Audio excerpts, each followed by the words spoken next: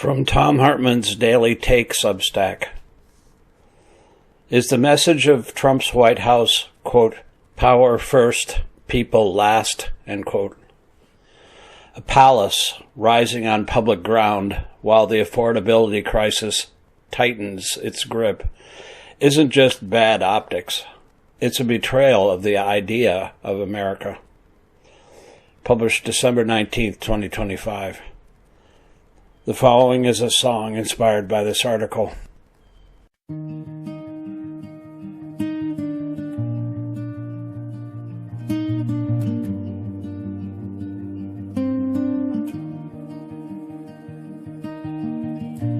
This was supposed to be our house, built with borrowed power, doors meant to stay open, lights meant to stay on.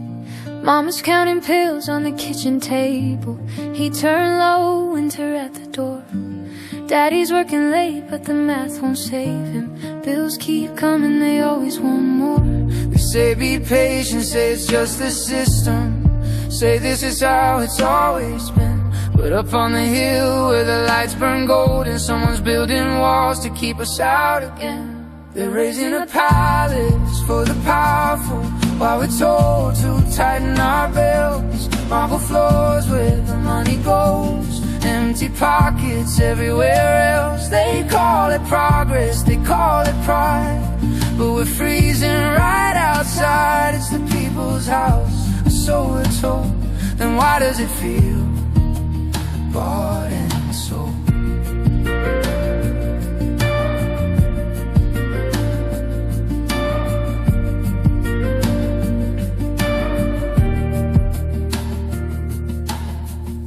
They paved over gardens, cut down the history, pulled old roots out of the ground, closed off the streets, wide in the distance. You can feel the silence louder than sound. They say there's no money for care or compassion, no help if you're sick or fall behind. But there's always gold for the ones on top, always time to build something that shines. They're raising a palace for the powerful with guarded doors and private halls, while the rest of us are left to wonder who that house belongs to it all. They say this is strength, they say this is fate, but hunger don't wait and cold don't wait. It's the people's house, that's what we're told. So why are we left out in the cold?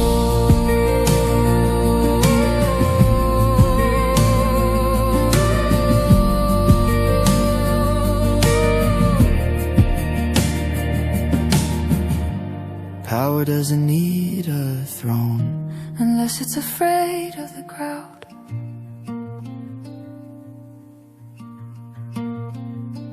They're raising a palace for the powerful, but we're still here, still breathing loud. You can lock the gates, you can build it higher, but you can't unhear the sound of voices rising from the street, of tired hearts and tired feet. It's the people's house, it always was, and we remember who we are.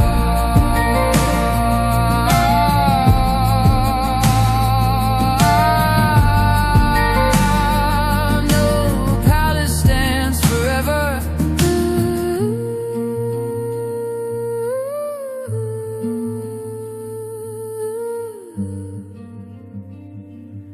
When the people finally come home. The White House has always mattered because of what it represents. It was never supposed to be a palace. It was meant to be the people's house, a physical reminder that power in America is borrowed, temporary, and accountable. That's why the news that Donald Trump is turning it into a $400 million monument to himself should stop every American cold. This isn't a routine renovation.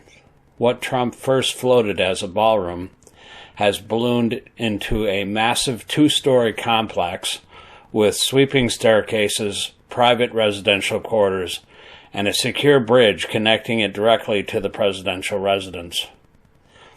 Streets around the White House will be shut down for years.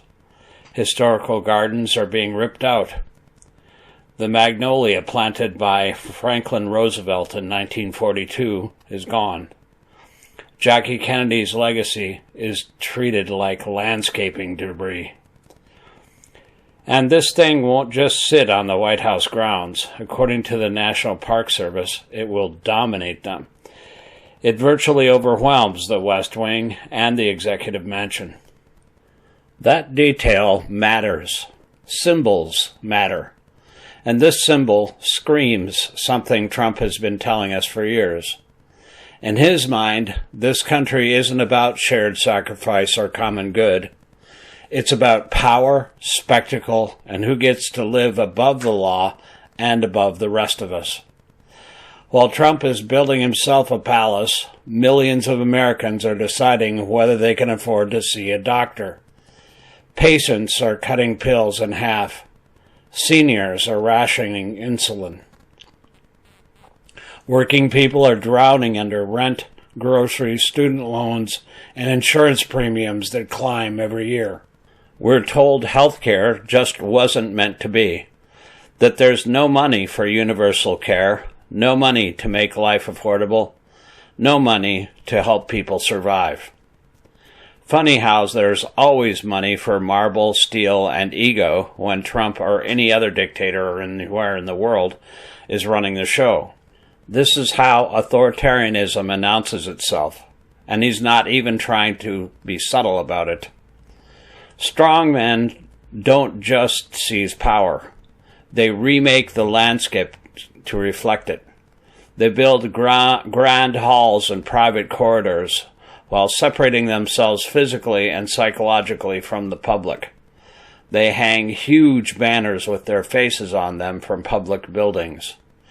And now he's even slapping his name on the Kennedy Center. It's obscene.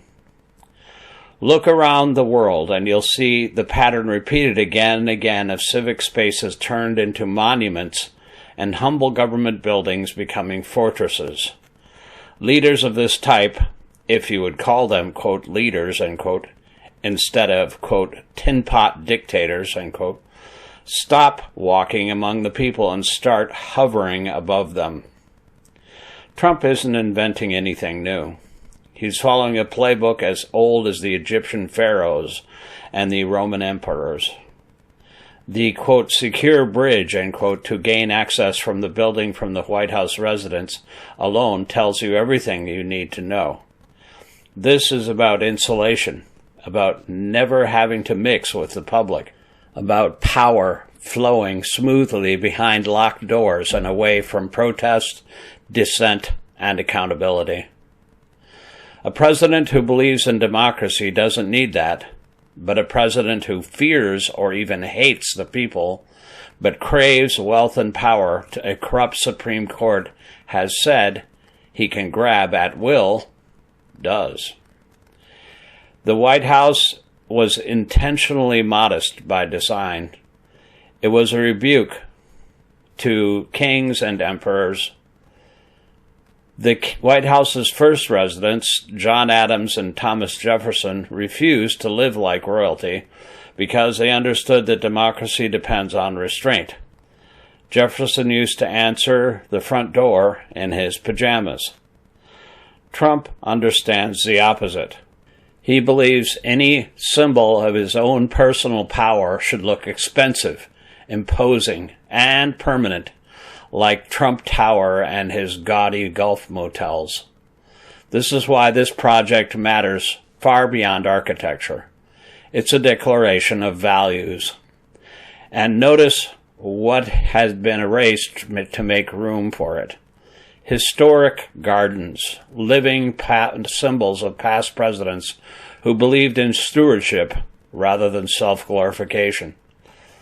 Authoritarian types like Trump and Putin don't preserve history. They overwrite it. They don't see themselves as part of a long democratic story, but instead put themselves at the center of it. There's a lawsuit now from the National Trust from Historic Preservation pointing out that obvious that no president gets to tear apart the White House without review. Not Trump, not anyone. Yet, a federal judge appears to be ready to let it move forward, asking only that design be submitted after the fact. That's how democratic guardrails weaken. Excess becomes normalized, deference replaces oversight, and power gets a pass because Trump insists he's a special boy. This is what Americans are reacting to, even if they don't always have the language for it.